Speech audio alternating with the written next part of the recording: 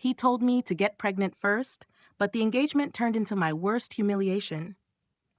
I used to believe that as long as love was strong enough, we could overcome any obstacle. But I've learned the hard way that one reckless choice can cost a woman her youth, her pride, and her peace. I met Hung back in college. For 5 years, I loved him with everything I had. He spoiled me, whispered sweet words, and made me believe he would stand by me no matter what. One evening, after a fortune teller told us we were destined to marry this year, Hung began hinting at marriage. Then one night, he leaned in and said with conviction, "Why don't we just try? If you get pregnant first, the wedding will be guaranteed. My parents will have no choice but to agree. People will say we brought home both the cow and the calf." At first, I hesitated, but his confidence, his promises, his supposed plan for our future convinced me. I agreed. When I saw those 2 lines on the pregnancy test, I thought it was a blessing for both families. But I was wrong. The moment Hung told his mother, her face turned cold. She said one sentence that cut me to the bone. "So now we're forced to accept whatever you decide. Is that it?" Hung begged her until 3 in the morning. Finally, she gave in, but with conditions. "We'll hold a wedding, but don't expect it to be proper.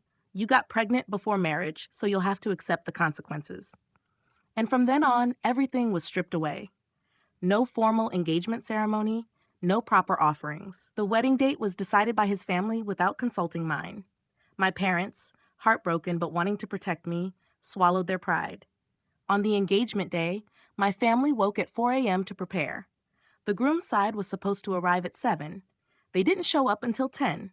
When I called Hung, he said casually, "Oh, my mom said 10. Maybe your family got it wrong." Once again, the blame fell on us. My father whispered bitterly, "We lost the right to speak the moment you got pregnant. Just endure it, my child." When they finally arrived, they brought only a few shabby offerings. Then, as if that wasn't humiliating enough, Hung's mother announced that I would have to enter the groom's house through the back door. A pregnant bride walking through the front door brings bad luck for business. That was my breaking point. With everyone watching, I stood up and said, "Your family skipped traditions, blamed us for your lateness, and now you want me to enter through the back door. How much more do you want to degrade me?" Hung's mother snapped, "Say one more word, and I'll cancel this wedding right now." I turned to Hung, praying he would defend me, but he bowed his head and stayed silent. In that instant, I knew it was over. I walked over to my parents and said I wanted to call it off. My mother burst into tears. My father, calm but firm, stood up, bowed, and said, "I apologize for wasting everyone's time. Consider this wedding canceled." The so-called happy day shattered in minutes. I walked away, carrying my unborn child and a broken heart. But strangely, I also felt relief. Because if I had gone through with it, my life would have been nothing but tears, with a husband too weak to defend me and in-laws who treated me like dirt. That night, as I sat crying, my father put his arm around me and said, his voice both stern and tender, "Just have the baby. We'll raise the child together. You are not alone, and your child will never be abandoned." Those words lit a path through my darkness. Now, when I look back, I no longer blame myself as much.